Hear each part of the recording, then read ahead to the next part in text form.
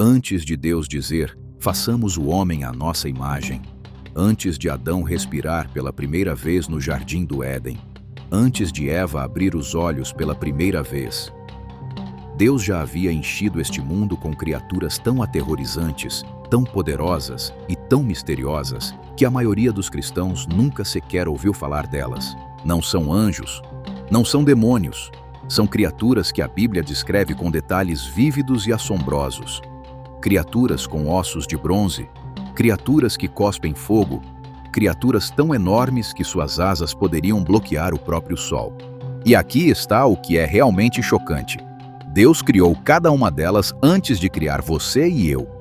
Hoje, vamos revelar 7 criaturas aterrorizantes que Deus trouxe à existência antes da humanidade. Criaturas que a Bíblia menciona, mas sobre as quais a maioria dos pregadores nunca vai falar. Algumas delas ainda existem no plano espiritual. Algumas delas, de acordo com as Escrituras, estão esperando pelo fim dos tempos. Fique até o final, porque a criatura número 7 vai mudar completamente a forma como você lê o livro de Gênesis para sempre.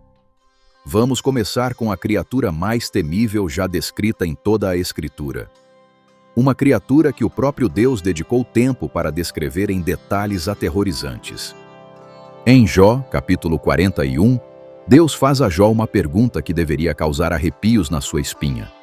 Você pode pescar o Leviatã com um anzol ou amarrar sua língua com uma corda? Pode passar uma corda pelo seu nariz ou furar sua mandíbula com um gancho? Será que ele vai ficar implorando a sua misericórdia? Será que vai falar com você com palavras gentis? Será que vai fazer um acordo com você para que o tome como escravo para sempre? Jó 41, 1-4. Deus está fazendo essas perguntas a Jó com o que quase soa como um humor sombrio. Você consegue fazer um animal de estimação dessa coisa? Consegue colocar uma coleira nele para suas filhas brincarem? A resposta, é claro, é não. Nenhum ser humano jamais poderia sequer chegar perto. E então Deus descreve como o Leviatã realmente é. Seus espirros lançam lampejos de luz. Seus olhos são como os raios da aurora. Chamas saem da sua boca. Faíscas de fogo voam para fora. Fumaça sai das suas narinas como de uma panela fervente sobre juncos em chamas. Seu hálito acende brasas e chamas saltam da sua boca. Jó 41, 18-21. Seu peito é duro como rocha, duro como uma pedra de moinho. A espada que o alcança não tem efeito, nem a lança, nem o dardo, nem a flecha. O ferro ele trata como palha, e o bronze como madeira podre. Flechas não o fazem fugir, pedras de funda são como palha para ele. Jó 41, 24-28. É Deus quem está falando, e ele está descrevendo uma criatura que cospe fogo. Uma criatura cuja pele é coberta por uma armadura impenetrável. Nenhuma espada, nenhuma lança, nenhuma flecha pode feri-la. Uma criatura com múltiplas cabeças, de acordo com o Salmo 74:14, que diz que Deus esmagou as cabeças do Leviatã. E então, Deus diz algo surpreendente em Jó 41:33. Nada na terra se compara a ele, uma criatura sem medo. E no versículo 34, ele olha de cima para todos os soberbos, ele é rei sobre todos os orgulhosos. Deus criou uma criatura e depois a chamou de rei de todos os seres orgulhosos. Por quê? Porque Deus queria mostrar que até o rei mais temível do mundo natural não passa de um brinquedo nas mãos de Deus. No Salmo 104:26, lemos que Deus fez o Leviatã para brincar no mar. A criatura mais aterrorizante que existe é o brinquedo de Deus. Agora, aqui está algo que a maioria das pessoas não sabe.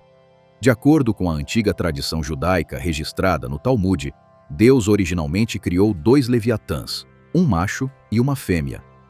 Mas então, Deus percebeu que, se essas criaturas se reproduzissem, seus filhotes destruiriam o mundo inteiro.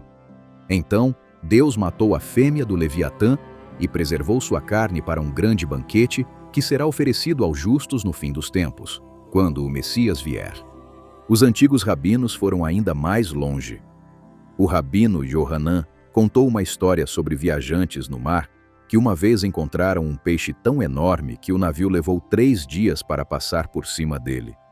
E esse peixe tinha chifres na cabeça, e escritas nesses chifres estavam as palavras: Eu sou uma das menores criaturas que habitam o mar.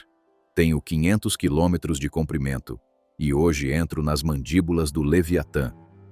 Se um peixe de 500 quilômetros era apenas um lanche para o Leviatã, quão imenso deve ser o próprio Leviatã? E quando esse monstro foi criado? De acordo com o Midrash judaico, o Leviatã foi criado no 5º dia, junto com as outras criaturas do mar, um dia inteiro antes de Deus criar a humanidade. Antes de você e eu existirmos, havia um dragão marinho de múltiplas cabeças que cuspia fogo nadando nas profundezas do oceano de Deus. E foi colocado lá de propósito. Mas se o Leviatã governava os mares, o que governava a terra? Isso nos leva à criatura número 2. Em Jó, capítulo 40, imediatamente antes de descrever o Leviatã, Deus apresenta outra criatura. Uma criatura que carrega um título que nenhum outro ser vivo pode reivindicar. Olhe para o Behemote, que eu fiz junto com você. Ele come capim como o boi. Quanta força ele tem nos seus lombos, quanto poder nos músculos da sua barriga. Sua cauda balança como um cedro. Os tendões das suas coxas são bem entrelaçados. Seus ossos são tubos de bronze, seus membros como barras de ferro. Jó 40, 15 a 18. Ossos de bronze, membros de ferro, uma cauda como um cedro. Alguns estudiosos tentaram identificar o Behemote como um hipopótamo ou um elefante. Mas você já viu um hipopótamo com uma cauda como um cedro? Cedros podem crescer até 40 metros de altura. Nenhum animal conhecido na Terra corresponde a essa descrição. E Deus continua: um rio furioso não o assusta. Ele permanece seguro, mesmo que o Jordão avance contra sua boca. Jó 40, 23. Um rio em plena enchente, águas agitadas e violentas, e essa criatura nem sequer se abala. Mas o versículo mais importante é Jó 40, 19. Ele é o primeiro entre as obras de Deus. O primeiro entre as obras de Deus. A frase em hebraico é Reshit Darke El, que literalmente significa o princípio dos caminhos de Deus. Essa criatura carrega o título de ser a primeira coisa que Deus fez. Antes dos anjos cantarem de alegria, antes das estrelas serem colocadas no céu, antes da própria luz ser separada das trevas, o Behemote já estava lá. Ele é o protótipo, a primeira obra-prima, a demonstração original de Deus de poder bruto e imparável. E Deus diz a Jó: eu fiz essa criatura da mesma forma que fiz você, da mesma terra, com as mesmas mãos. Mas enquanto você é frágil, o Behemote é indestrutível. Enquanto você teme a morte, o Behemote não teme nada. Agora, o Leviatã e o Behemote são criaturas extraordinárias. Mas existe algo que nenhum tradutor da Bíblia quer que você saiba. Porque a primeira criatura mencionada na Bíblia, em Gênesis capítulo 1, versículo 21, foi deliberadamente traduzida de uma forma que esconde o que Deus realmente criou. E isso nos leva à criatura número 3. Abra sua Bíblia em Gênesis 1, 21. A maioria das traduções em português diz: Deus criou os grandes animais marinhos. Parece inofensivo, certo? Mas a palavra original em hebraico é taninim, e não significa animais marinhos, da forma como pensamos em peixes e baleias. A palavra hebraica tanim é usada em todo o Antigo Testamento para descrever monstros serpentinos, semelhantes a dragões. Em Isaías 27, 1, o tanim é descrito como uma serpente sinuosa e um dragão que está no mar. Em Ezequiel 29, 3, Deus chama o faraó de o grande tanim que jaz no meio dos seus rios. E Deus criou os grandes taninim e toda criatura viva que se move, que as águas produziram em abundância. Gênesis 1, 21. Este é o dia 5 da criação. As primeiras grandes criaturas que Deus trouxe à existência não foram baleias ou golfinhos. O texto hebraico nos diz que eram grandes monstros serpentinos das profundezas. Os Taninim eram a espécie. O Leviatã era o seu rei. E os tradutores esconderam tudo isso por trás da frase inocente, animais marinhos. No Antigo Oriente Próximo, dragões marinhos eram símbolos do caos primordial. Os babilônios tinham Tiamat. Os cananeus tinham Lotan. Mas a Bíblia é clara. Eles não eram deuses rivais. Eram criaturas, feitas pelo único Deus verdadeiro, sob sua completa autoridade. Agora, na tradição judaica, o Leviatã e o Behemote fazem parte de uma tríade sagrada. O Leviatã governa o mar, o Behemote governa a terra, e a terceira criatura governa o céu, uma criatura da qual quase ninguém jamais ouviu falar. Deixe um comentário e me diga qual criatura mais te chocou até agora. Confia em mim, o que vem a seguir é ainda mais surpreendente. Osís é o terceiro membro da tríade primordial. Se o Leviatã é o rei do mar e o Behemote é o rei da terra, então Osís é o rei absoluto do céu. O nome Zis aparece no Salmo 50, 11, embora muitas vezes seja traduzido simplesmente como criaturas do campo, nas Bíblias em português, escondendo sua verdadeira identidade. O hebraico original diz literalmente: "Eu conheço todas as aves das montanhas, e o Zis do campo é meu." Agora você pode estar pensando, se essa criatura é tão importante, por que a Bíblia mal a menciona? E essa é exatamente a pergunta certa. Os Salmos nos dão o nome, mas são o Talmude e a literatura midrássica que nos dão o quadro completo. E o que descrevem é impressionante. Osís era tão enorme que quando ficava na parte mais profunda do oceano, a água chegava apenas aos seus tornozelos, enquanto sua cabeça tocava o céu. Quando abria suas asas, conseguia bloquear o sol inteiro. Um dos seus ovos caiu do ninho, e o líquido daquele único ovo destruiu 300 cedros e inundou 60 cidades. Se um ovo podia causar tanta destruição, imagine o pássaro em si. Junto com o Leviatã e o Behemote, Osís representa o domínio total de Deus sobre todos os reinos da criação, o mar, a terra e o céu. Nada escapa à sua autoridade. E, de acordo com a tradição, os três serão servidos no grande banquete messiânico no fim dos tempos. Mas ainda não terminamos. E preciso te avisar, a criatura número 5 é a que mais chocou os estudiosos da Bíblia. Porque esta não foi criada para preencher a terra. Esta existia antes da própria terra. E Deus teve que destruí-la antes de poder construir o mundo em que você vive. Antes de prosseguirmos, a criatura que estamos prestes a discutir não é Raabe, a mulher do livro de Josué. Esta é uma Raabe completamente diferente. Em hebraico, elas são escritas de maneiras diferentes. Esta Raabe é um monstro do caos primordial, e a Bíblia fala dela usando algumas das palavras mais violentas encontradas em toda a Escritura. Com seu poder, ele agitou o mar. Com seu entendimento despedaçou Raabe. Com seu sopro, os céus se tornaram límpidos. Sua mão trespassou a serpente veloz. Jó 26, 12 ao 13. Desperta, desperta, braço do Senhor. Não foi você quem despedaçou Raabe, quem trespassou aquele monstro. Isaías 51, 9. Você esmagou Raabe como um cadáver. Com seu braço poderoso dispersou seus inimigos. Salmo 89, 10. Deus despedaçou Raabe. Deus trespassou aquele monstro. Esta é uma linguagem cósmica que descreve uma batalha entre Deus e uma criatura do caos, que aconteceu antes mesmo do mundo ordenado existir. Em Gênesis 1:2, lemos que a terra era sem forma e vazia, e havia trevas sobre a face do abismo. Esse abismo, esse vazio sem forma, pode ter sido o domínio de Raabe. Deus não criou o mundo simplesmente do nada. De acordo com essas passagens, Deus teve que conquistar o caos primeiro. Ele teve que derrotar Raabe, esmagar o monstro, e só então pôde trazer à existência a luz, a terra, o mar e, por fim, a humanidade. Antes de Adão caminhar no jardim, antes do primeiro nascer do sol, Deus já era um guerreiro. Ele já havia vencido uma batalha cósmica contra as forças do caos para que você pudesse existir em um mundo ordenado e belo.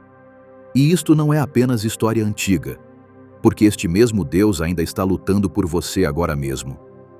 Talvez neste exato momento você sinta que o caos está vencendo na sua vida. Talvez você se sinta sobrecarregado, como se não houvesse ordem, nem paz, nem caminho à frente. Mas ouça o que acabamos de aprender. O Deus que luta por você é o mesmo Deus que esmagou Raabe antes do sol nascer pela primeira vez. Ele derrotou o caos antes do mundo existir. Ele pode derrotar o caos na sua vida hoje. Isso não é uma metáfora. É quem ele é o que ele faz. Nossa próxima criatura nos leva em uma direção completamente diferente. Para longe do mar, para longe do caos, e em direção a um dos mistérios mais estranhos de toda a Escritura. E se eu te dissesse que a versão King James da Bíblia menciona unicórnios? Não uma vez, não duas, mas 9 vezes. Em Números 23, 22, a King James diz: Deus os tirou do Egito, ele tem a força de um unicórnio. Em Jó 39, 9, o unicórnio estará disposto a te servir ou ficará junto à tua manjedoura? Traduções modernas substituíram unicórnio por boi selvagem. Mas a palavra original em hebraico é reem.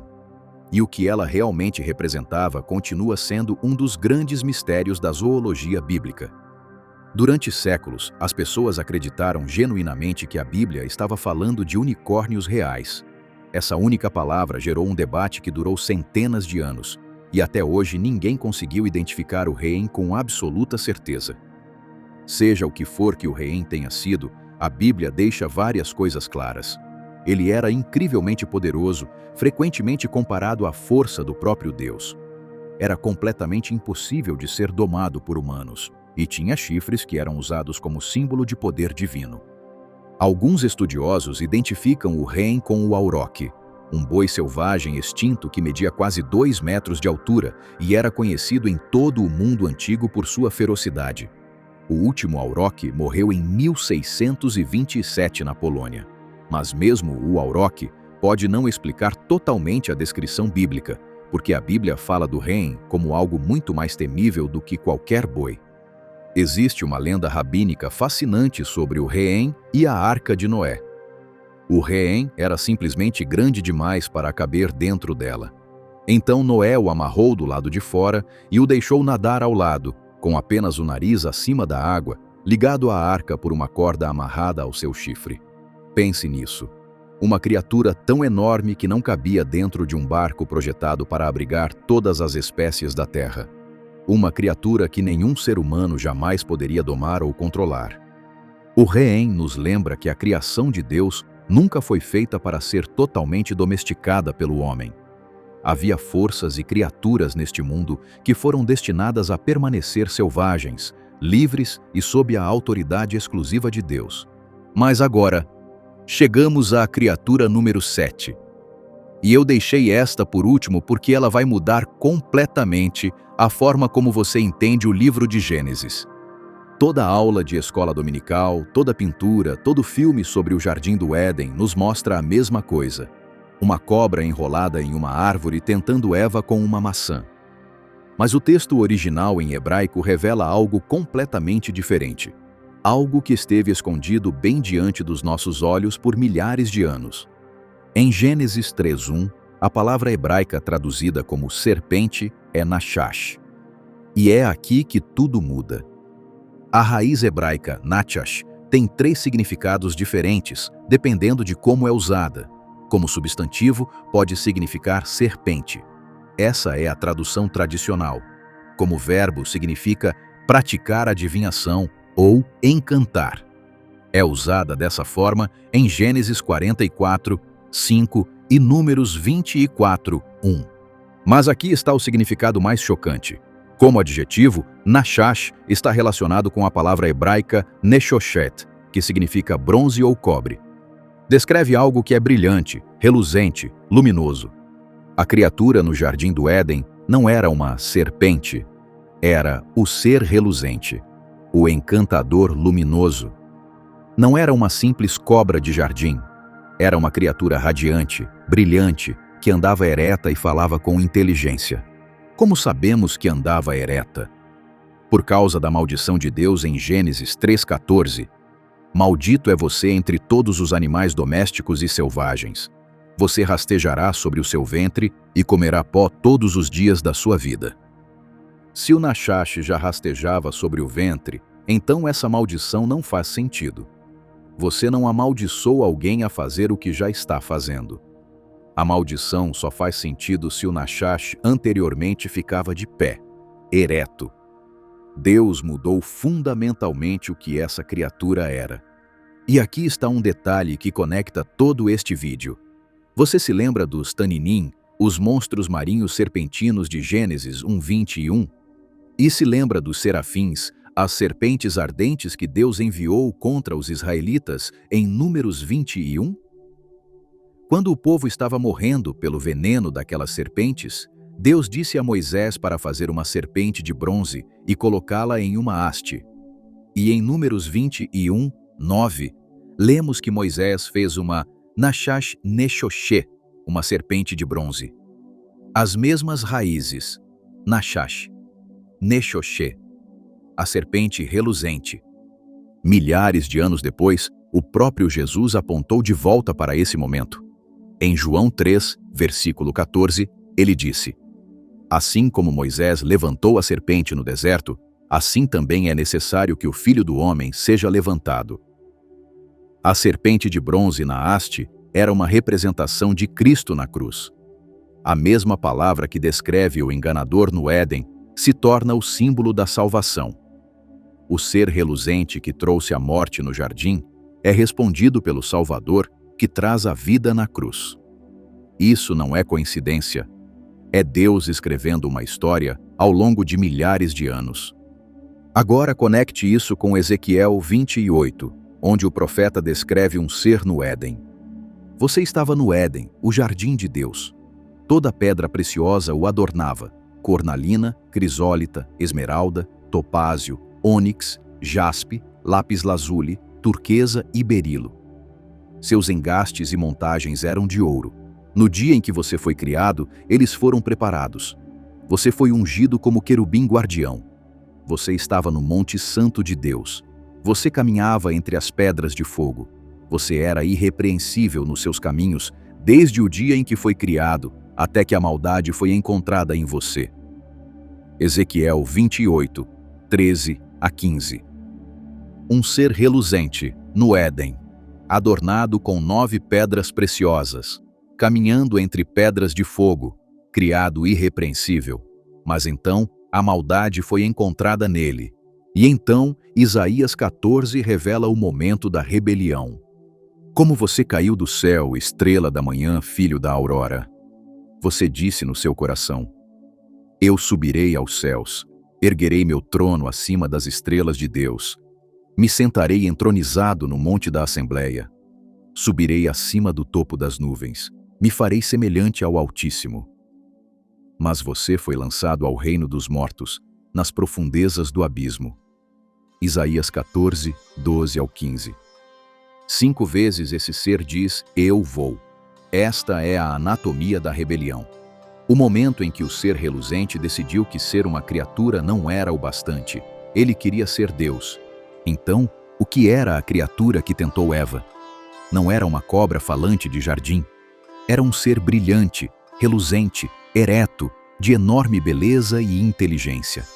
Um ser que já estava no Éden antes da humanidade. Um ser que Deus havia criado. E um ser que escolheu se rebelar. O Nachash era a criatura mais perigosa que Deus já fez. Não por seu tamanho, como o Behemoth, não por seu fogo, como o Leviatã, mas por sua beleza, sua inteligência e sua capacidade de enganar. E a coisa mais aterrorizante de todas: de acordo com Apocalipse 12:9, aquela serpente antiga, aquele Nachash original, ainda está ativo hoje. O grande dragão foi lançado fora, aquela serpente antiga chamada Diabo, ou Satanás, que engana o mundo inteiro. A criatura do jardim ainda está aqui. ainda brilhando, ainda enganando, e foi criada antes de você.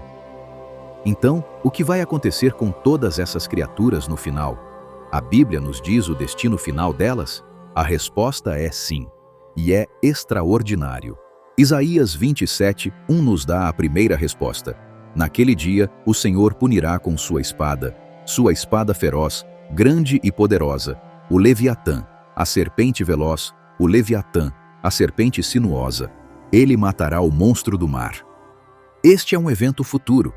Deus tem um encontro marcado com o Leviatã, um acerto de contas final. E naquele dia, o mesmo Deus que criou o Leviatã pegará sua espada e o matará de uma vez por todas. E os Taninim, aqueles antigos dragões marinhos escondidos por trás de uma tradução errada, eles pertencem ao mar. E Apocalipse 21:1 nos diz que na nova criação, o mar já não existia. O antigo domínio do caos, o lar de todo monstro serpentino, simplesmente deixará de existir. Não haverá mais necessidade de monstros do caos, porque não haverá mais caos. E quanto ao Behemoth e ao Ziz? De acordo com o Talmud e as tradições midrássicas, o destino deles é extraordinário. Quando o Messias vier, Deus preparará o grande banquete messiânico, a festa dos justos. E nessa festa, a carne do Behemoth, a carne do Leviatã e as asas do Ziz serão servidas aos fiéis.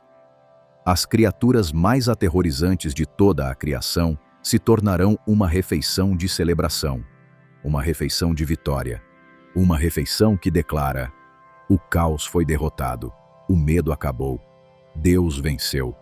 E o Reém, a besta indomável cuja força rivalizava com o próprio poder de Deus, no mundo que virá, não haverá nada indomável. Toda força, toda criatura, todo poder selvagem se curvará diante do seu Criador. E o Nachash, Apocalipse 20:10, nos dá o seu destino final. O diabo foi lançado no lago de enxofre ardente. Eles serão atormentados dia e noite para todo o sempre.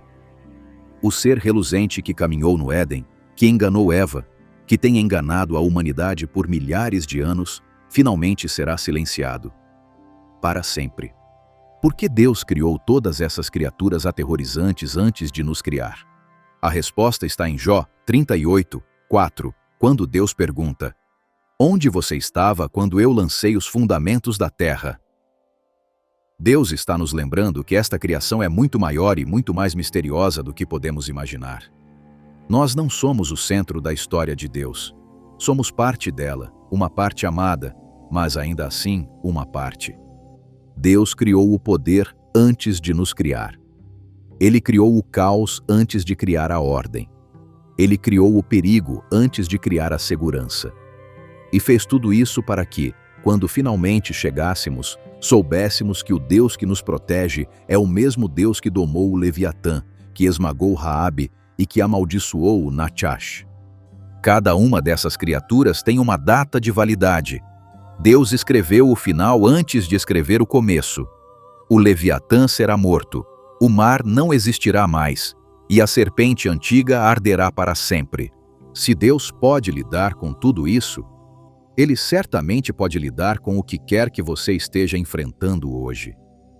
Se este vídeo abriu seus olhos para algo que você nunca tinha visto antes, aperte o botão de inscrição e compartilhe com alguém que precisa ouvir isso.